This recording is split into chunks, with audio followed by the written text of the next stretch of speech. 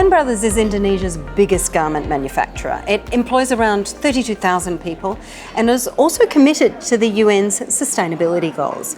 Joining me now is Vice President Director Anne Sutanto. Anne, welcome. Such a pleasure to have you with us today. Thank you for joining us. Thank you, Ariel, for having me here. Tell us about the story of Pan Brothers. So Pan Brothers has been built since 1980. We are in Indonesia Stock Exchange since 1990. In the last 10 years, actually, we become the largest garment because we believe on how we actually can clothe the world with Indonesia heart. We are basically based in Indonesia. We have about 22 factories in 3 provinces in Java. The reason why we believe in the clothing business because the men and women behind us really very passionate in doing the supply chain for the textile and garment. And we come to find out in the last 8 years that actually we make huge impact socially within the surroundings of our factories. So it's not directly only for our employees, but also the multi-stakeholders surrounding our factories as well as our supply chain. Yes. Now you are very focused on those 3 goals: people, planet, profit. Correct. You're focused on the UN sustainability goals. Yes. How important is that within the day-to-day running of the business, and how is that incorporated into the day-to-day running of the business? We always believe at start that profit is very, very important. And then next, with whatever happened, planet is. But in reality, people is always the nucleus or the center of our attentions because people is the one who can make the planet is really, really cleaner.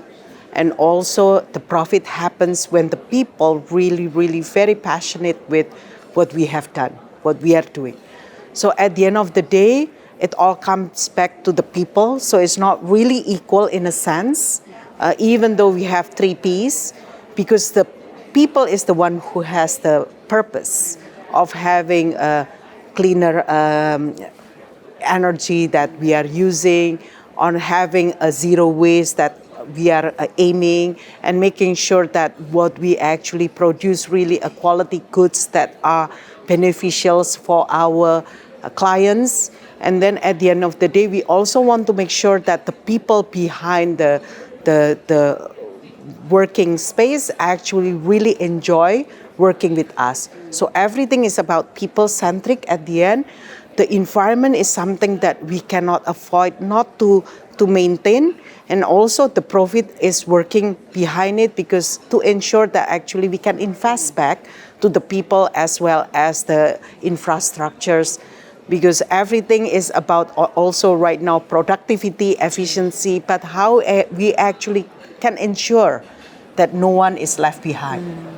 Yeah. How do you measure that? How do you measure the kind of impact that you have on people and on planet? Okay, so on planet recently, actually we are being reviewed by CDP, and therefore we would soon reveal our scope 1, scope 2, and scope 3 of our journey of make a cleaner environment within our business process.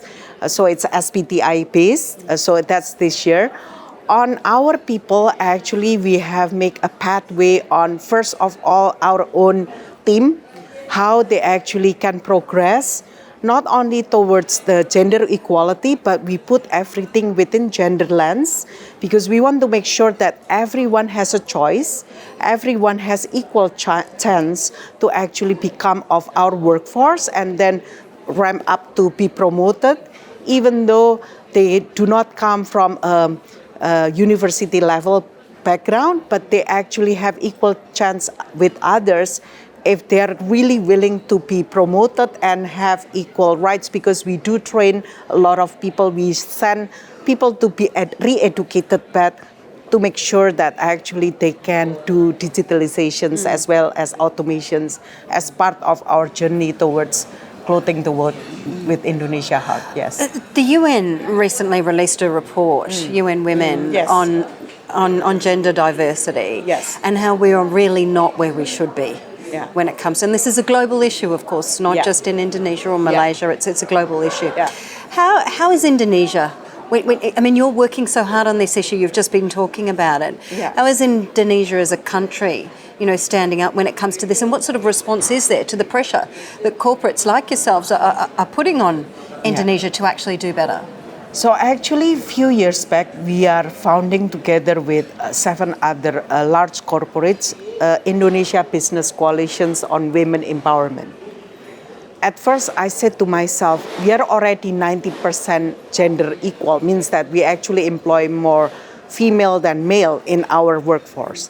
But then it's not only about ratio, it's also about the quality of the human behind the workforce, whether or not they are happy, they really have a choice, or they can actually have a career path. It's not only about having a breastfeeding room area within some square meter, but it's also about the chance for those who are actually already mature and resigned from our workforce, whether they are being self-employed or they are actually can contribute back to the society. So this is the kind of things that we want to put in place and making sure that everyone who join us actually equally benefit from the genderless lens perspective. And when we joined AVPN a few years back and then AGN, the Asia Gender Network, actually we learned a lot. I thought we already have so much gender equality, but it's not only about gender equality one per se, it's actually about how we make sure that everyone, we are not talking about gender, but how everyone can actually collaborate within our sphere of Scope 1 and later on Scope 2 and Scope 3, which is outside the stakeholders of Penbridge in the buying sectors as well as on the supply side, understand the principle of Asia Gender Network. And that actually it makes sense.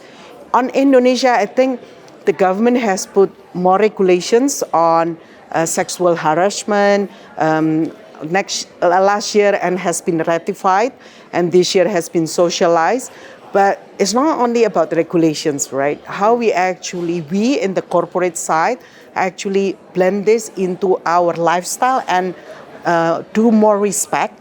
And education plays a lot of important roles, and it's not only just for women, but also for the men. So both are equal in the sense. Yeah. Well, congratulations on everything that you're doing, Anne. I mean, bringing power to this is just wonderful. Thank you. But collaborating with AVPN and AGN and yourself also mean a lot for us, because we want to make sure that everyone actually hand to hand making sure that doesn't happen. Because the changes cannot come from only one person or one company. It has to come from majority, and then our wish list actually to eliminate or eradicate the non-choice options, right? Yeah, absolutely. Yeah. And thank you so much for talking to us today. Thank you, Ariel, and thank you, everyone. Have a good day. And Sutanto with us right here on the APAC Network.